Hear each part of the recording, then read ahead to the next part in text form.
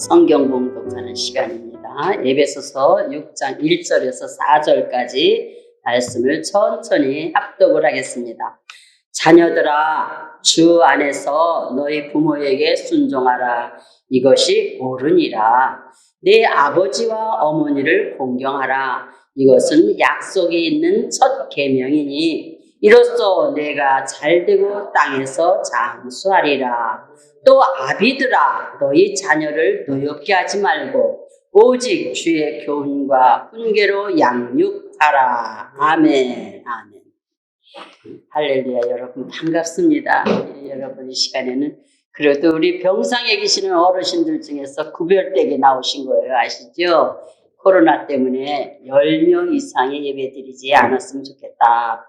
지시가 내려왔는데 그래도 이제 여러분들을 이렇게 오셔서 너무 감사하고요.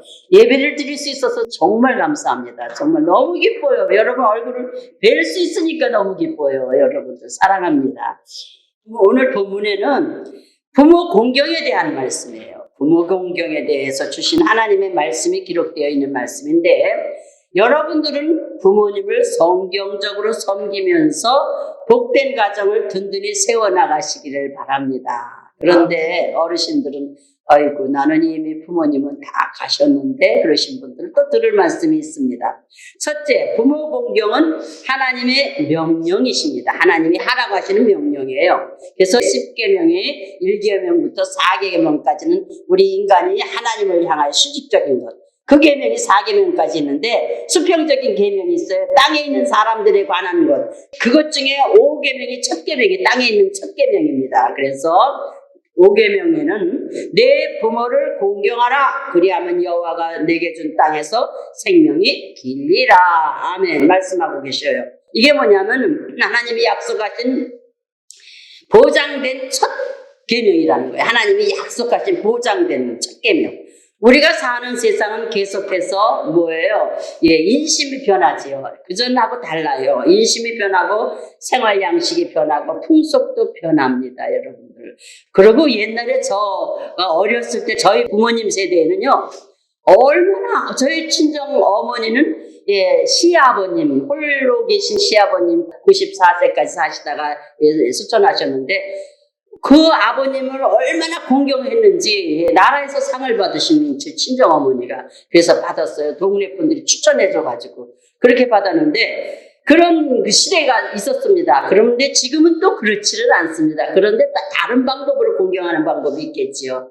그러나 우리는 풍속도 변하고 답은 변하고 인심도 변하지만은 정해진 봄, 여름, 가을, 겨울은 변하지 않는 것처럼 우리는 도덕의 근본 원리도 변하지 않아야 되는데 부모와 자식 간에 유지되어야 하는 관계가 도덕률의 제1법칙이라고 했어요. 제1법칙.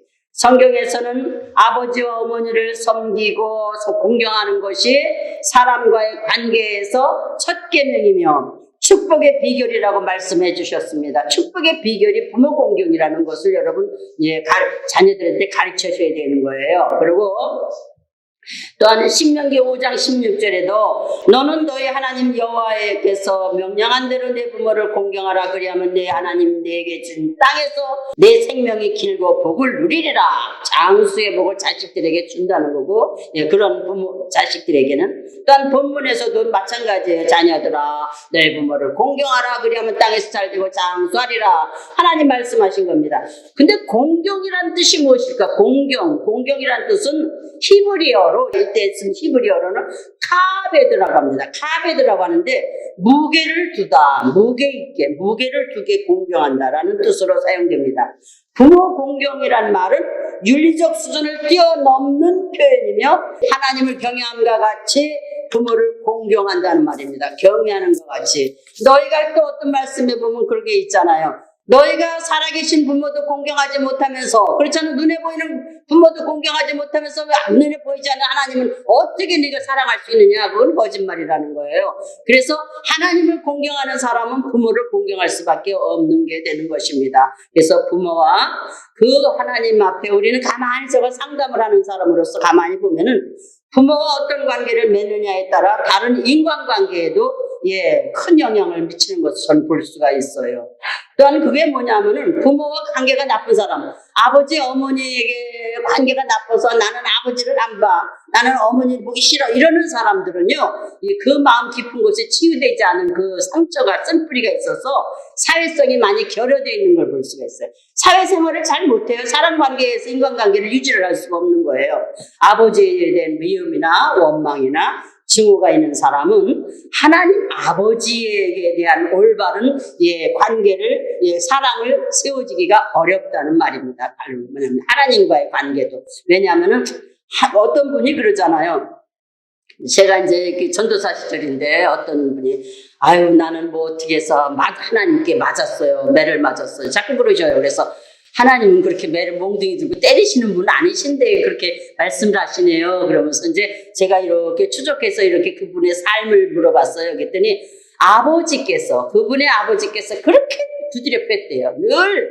그래서 매를 엄청 맞고 살아온 사람인데 하나님 앞에 나와서도 하나님이 어이구 이러다 매 맞겠지. 어이구 이러다 매. 그래서 내가 매를 맞는구나. 이렇게 생각하는 것이 있더라고요. 그래서 그게 아닙니다. 하나님은 그렇게 몽둥이 들고 사람을 때리시고 막 패시고 그러시는 분 아닙니다. 오래 참으시고 사랑으로 온유하심으로 품으시는 분이고 잘 되기를 위해서 성령으로 조명해 주시는 분이십니다. 그랬더니 그래요. 저는 아버지가 너무 무서워서 길을 못 피고 살아서 우리 하나님도 그렇게 생각을 하고 있더라는 거예요. 그 관계가 잘못된 것을 제가 풀어준 적이 있습니다. 그런데 종교개혁자 마틴 루터라는 사람이 있어요. 그 사람은 어린 시절에 아버지에게 매를 많이 맞고 정말 살았다고 합니다. 그분은. 그래서 이 때문에 루터는 뭐라고 그러냐면 하나님 아버지라는 표현이 난 싫다.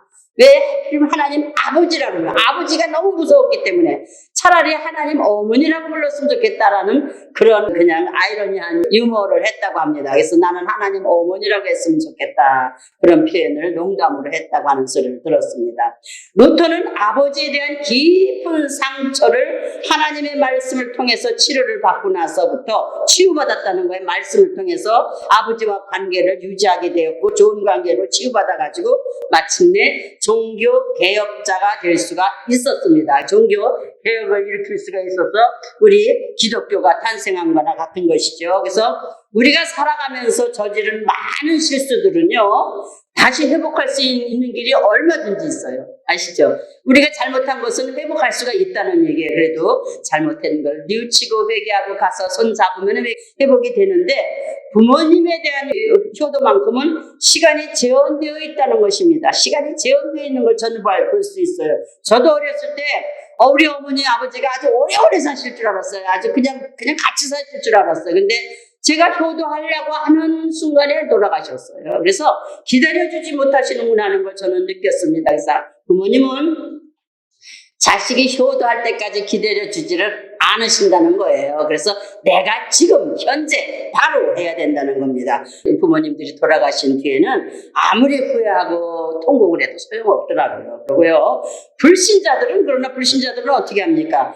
부모님이 살아계실 때는 어떻게 불효하다가도 돌아가시고 나면 아주 효한다는 마음으로 제사상을 근사하게 차리고 제사를 놓치면 큰일 나는 줄 알고 그렇게 그러고 살고 있는 걸 봐요. 그러나 그것이 아니죠. 제가 볼 때 우리 기독교는 살아계실 때 너희 부모가 살아계실 때 기쁘게 하고 즐겁게 하라는 거예요. 그래서 잠언서 23장 25절에 내 부모를 즐겁게 하며 너 낳은 어미를 기쁘게 하라. 아멘? 하나님의 말씀이십니다. 그래서 성경적인 효도는 부모님이 살아계시고 건강하실 때 행복하게 해드리는 게 효도라는 거예요. 그런데 부모님이 살아계시고 이가 성성하시고 잘 잡수실 때는 불효하고 그냥 본척만척하고 살다가 어머님이 노하셔가지고는 이도 마땅치 않고 소화도 잘 안 되고 할 때 자꾸 맛있는 거 사다 드리고 안 잡수신다고 화를 내고 그러는 사람을 제가 봤어요. 그러는 사람. 그게 되나요? 그건 아니죠. 젊어서 성성하실 때 잘 대접해드리는 게 그게 효도라는 것이죠. 두 번째는 부모님을 공경하여 받는 축복을 한번 보겠습니다. 본문 3절에 보면 내가 하는 일이 부모를 공경하는 사람에게 하는 말씀이에요. 내가 하는 일이 다 잘되고 땅에서 오래 살리라. 장수하리라. 장수는 어떤 장수예요? 여기서 말씀하시는 장수는 병 없이 이렇게 오랫동안 살리라 이거예요. 사람이 살면서 스트레스를 가장 많이 받는 부분이 바로 이 대인관계, 사람관계입니다. 인간관계에 비롯된 것이에요. 그런데 부모님과 축복된 관계를 맺는다면 그 삶이 평안하고 결국은 삶의 질이 활기찰 것이라는 걸 전 믿고 있습니다, 여러분들. 그래서 정말 자녀들 좀 모아놓고 저보고 한번 설교 좀 하라 그랬으면 좋겠어요. 그래서 변화를 받아요. 왜? 누구를 위해서? 부모님을 위해서가 아니라 자신을 위해서 그렇게 해야 되는 거예요, 사실. 기독교가 가르치는 게 그겁니다. 기독교는 그걸 가르치는 거, 살아계실 때 잘하라고. 그리고 부모님이 이미 돌아가신 분들 계시죠, 많이. 저도 다 돌아가셨습니다. 근데 주위에 계신 어르신들을 이렇게 내 부모님과 같이 공경하시면 되는 거예요. 그러면은 하나님은 이 땅에서 잘되고 장수하게 그분도 똑같이 해주실 거라는 믿음까지 갖고 있습니다. 부모님은 마음과 눈을 제가 해보니까 그래요. 제가 자식을 둘 남매를 낳는데 마음과 눈이 자식에게서 떨어지질 않아. 장가 시집장가를 보내놨는데도 늘 신경이 쓰여. 전화를 얼마 동안 안 하면 어머 얘가 무슨 일이 있나, 또한 전화가 오면 깜짝 무슨 일이 생겼나, 이렇게 늘 이렇게 그러면서 늘 기도하면서도 늘 관심을 갖게 되고 눈을 떼지 못한다는 거예요. 자식한 그런 우리들이 부모님의 마음은 그렇다는 것을 우리는 알 수 있어요. 근데 우리가 부모님의 은혜를 알고 살면서 하나님은 부모님의 마음을 아프게 만약에 한다면은 돌아가신 뒤에 평생을 죄책감으로 남을 수밖에 없더라 하는 것을 여러분에게 말씀드리는 거예요. 여러분, 효도할 날이 그리 얼마 남지 않았습니다, 여러분. 그래서 자식들은 부모님을 공경하여 이 땅에서 형통하고 장수의 축복을 받으시길 바라고요. 돌아가신 다음에 불신자들 같이 거하게 상을 차려놓고 제사상 차려놓는데 우리는 제사상 차려놓는 거 아닙니다. 추도 예배로 우리가 화목한 예배로 하나님 앞에 드리고 엄마 아버지 돌아가신 분들 기억하고 또한 자녀들이 모여서 화기애애하게 맛있는 음식을 준비해서 먹으면서 예배를 드릴 수는 있어요. 그러나 여보세요, 제사상을 보면은 저는 그걸 우리들이 저희가 먹습니까? 만약에 제가 죽은 다음에 자녀들이 제사상을 차려놓으면 와서 먹겠습니까? 북어대가리, 마른 북어 같은 거 놓고 그냥 그렇게 해놓는 거 먹겠어요? 제가 좋아하는 걸 차려놓으면 또 몰라도. 그러나 부모님이 돌아가신 부모님이 와서 잡수신다면 저는 그렇게 안 차려요. 그렇게 엄마가 평소에 좋아하시던 불고기를 해놓고 맛있는 피자를 해놓고 잡수시던 거, 그리고 잘 잡수시던 걸 해놓지요. 그렇게 하는 건데 제사 지내는 게 부모님이 부모 조상이 와서 잡수시는 걸로 착각하는 세상 사람들이 얼마나 많은지 몰라요. 그거는 헛고생이라는 것을 우리가 알아야 되고, 여러분들에게 말씀하고 싶으냐면은 본문 4절에 있는데 아비들아 너의 자녀를 노엽게 하지 말아라. 노엽게 하지 말고 오직 주의 교훈과 훈계로 양육하라. 아멘. 저는 살아보니까 자식의 마음을 노엽게 하는 일이 부모로서 있을 수가 있습니다. 루터가 얘기했듯이 그 아버지가 그냥 몽둥이 들고 맨날 주고 패고 때리고, 제가 상담하는 사람이 살 자리가 있는데 아버지가 술만 취하면은 자식을 패서 기도 먹었고 막 그냥 그렇게 팼대. 그래서 아니 그 아버지가 왜 그렇게 때렸냐 그러니까 이제 삶에 곤고하고 힘들고 속 터지고 하니까 맞다리라고 해서 그냥 아무 때나 해서 태기를 치고 맞았대요. 그래서 지금 정신분열증이 생겼어. 그래가지고는 그 세상 활동을 할 수가 없어. 그런 지병이 있기 때문에. 그래서 저랑 상담을 하고 있는 중인데, 그런 자식에게 그렇게 못되게 한 것 있으면은 그건 회개해야 될 일이고 풀어줘야 될 일이에요. 그래서 그 딸이 활기차게 사는 것을 보고 싶으면 저는 아버지를 한번 상담하려고 해요. 그래서 자식하고 손잡고 끌어안아주고 용서를 빌어야 그 자식의 마음의 멍이 풀어지는 거예요. 그런 건데 우리들도 그래서 오늘 말씀 보면은 자식을 교훈과 책망으로 훈계로 양육하라는 건데, 하나님의 말씀으로 우리는 양육을 해야지. 그렇죠? 잘못했다고 해서 노엽게 하거나 잘못했다고 해서 그 잘못하지도 않았는데 또 그냥 또 상처를 주거나 자식의 마음에 상처를 주거나 그래서 자식이 엄마를 두려워하거나 아버지를 싫어하거나 이렇게 만든 것은 우리들이 책임을 져야 된다는 겁니다. 그래서 저 같은 경우는 가끔 그런 얘기를 해요. 자식하고의 문제를 풀을 때가 있어요. 제가 어렸을 때 전도사 노릇을 하느라고 너무 바쁘게 다녔습니다. 그래서 우리 아이들을 제대로 양육을 사실 제대로 못할 때가 많이 있어서 바빠요. 그래서 그랬는데 이제 그러고 나서 지나간 다음에 제가 물어본 적이 있어요. 아들이 성장해서 장가를 갔는데 한번 물어봤어요. 이제는 내가 섭섭하게 한 일이 있겠지 싶은 게 뭔가 상처를 받은 일이 있으면 내가 풀어줘야지 저 자식이 형통할 수 있지. 이래서 물어본 자식들한테 하나씩 따로 물어봤어요. 그랬더니 뭐라 그러냐면은 우리 아들이 하는 얘기가 37 정도 됐을 때예요. 그런데 이제 너가 혹시 엄마한테 섭섭한 일이 혹시 있지 않겠니? 그래서 엄마가 주의 일을 한다 합시고 너희들을 외면하고 다닌 것 같아서 늘 마음이 그렇게 안 좋고 미안하기만 하다. 그랬더니 없어요. 잘하셨어요. 없어요. 그러더니 꼭 있을 것 같아서 한번 해라 했더니 요거는 한번 하고 넘어가야 되겠다고. 그래서 뭐 잘못한 거 있니? 그랬더니 뭐라 그러냐면은 학교에서 파해가지고 이제 집에 와야 되는데 왜 갑자기 비 쏟아질 때 있잖아. 비가 억수로 쏟아질 때. 근데 그때 우리 엄마는 안 왔다는 거지. 우산 가지고. 근데 다른 엄마들은 다 애들이 기다릴 때 아무개야 부르면 튀어나가고 아무개야 그러면 또 엄마가 웃으면 다 튀어나가서 우산을 다 쓰고 가는데 자기 엄마만 안 오셨대. 그래서 뒤에 맨 창피해서 그냥 어차피 엄마는 못 오실 거다 하고 그냥 가야 되는데도 불구하고 부끄러워서 나는 왜 이래야 돼? 그리고 부끄러워서 뒤에 서 있다가 멀찌감치 서 있다가 다 간 다음에 혼자서 정말 올 때가 있었다. 그때 어떤 때는 아주 울컥할 때가 있었다. 왜 나는 이렇게 해야 돼?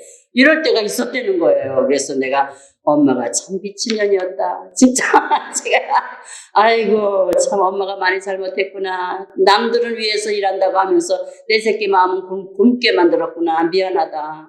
아이고 미안하다. 그러고 안아준 적이 있습니다. 그러고 다른 것도 없냐 하니까 다른 건 없어요. 그게 마음에 걸렸대요. 그래서 그런 마음이 아이들에게 있을 수가 있다는 거예요. 뭔가가 잘한다고 살면서 잘한다고 하면서도 내가 뭔가 조금 부실해서 이렇게 그렇게 가꾸지 못하고 생각하지 못하는 부분들이 있을 수가 있다는 그런 부분들이 있을 때 왜 그래야 되느냐 하면은 자식이 하나님과의 관계에 막히지 않게 하기 위해서 엄마 아버지로 인해서 감정으로 인해서 이 섭섭한 감정이 있으면 하나님과의 관계도 막힐 수가 있거든. 그러니까 그걸 풀어줘야만 그 자식이 형통할 수가 있고 하나님 앞에 기도도 쑥쑥 올라갈 수가 있다는 거예요. 그래서 여러분들에게 하고 싶은 말씀은 그거예요.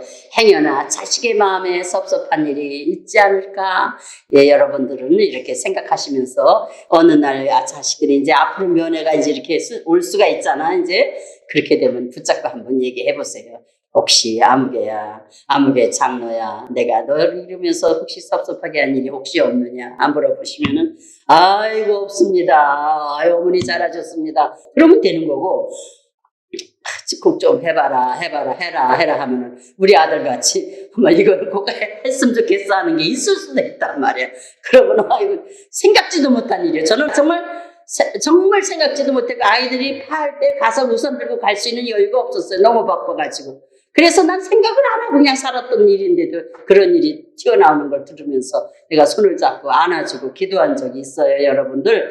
그래서 자녀들의 마음에 노엽게 상처를 준 일이 있으면은 그런 것은 여러분들이 풀어주셔서 그것이 서로 융화가 되고 화해가 돼서 하나님과의 관계가 막히지 않게 하시는 거예요. 그래야 복을 받는 자식이 되는 거랍니다. 여러분들 아시죠? 오늘은 그래서 그렇게 해서 그 자식들이 잘 되는 거예요. 우리가 바라는 건 뭐예요? 자식이 잘 되는 거잖아요. 누구나 마찬가지예요. 자식이 잘 되는 게 우리한테는 보람이고 축복이잖아요. 그래서 하나님께 자식을 올려드려 기도할 때마다 자식하고의 나와의 관계가 서먹한 관계가 되지 않도록 풀어주셔서 그 자녀들이 축복을 받을 수 있는 길을 열어주시기를 예수의 이름으로 축복합니다. 아멘. 기도하겠습니다. 사랑이 많으시고 은혜로우신 아버지 하나님 감사합니다. 아버지 어버이 주일을 우리가 맞이했어요. 아버지 하나님 주님의 은혜 가운데서 우리가 부모의 노릇을 잘했다고 생각을 해도 때로는 아버지 하나님 많이 부족한 부분이 있어요. 하나님 아버지 그러나 그 모든 것들이 생각나고 기억되거든 부모와 자식 간에 흉엄을 없이 털어놓고 서로 아픈 상처를 쓰다듬어주고 서로 아버지 용서를 빌 수 있는 그런 또한 부모가 될 수 있도록 도와주세요. 오늘도 주님으로 인한 모든 것이 되게 하시고 우리 자녀들이 잘 되는 복을 허락하여 주시기를 원합니다. 사랑 많으시고 은혜로우신 예수님의 이름으로 기도 올리옵나이다. 아멘 아멘.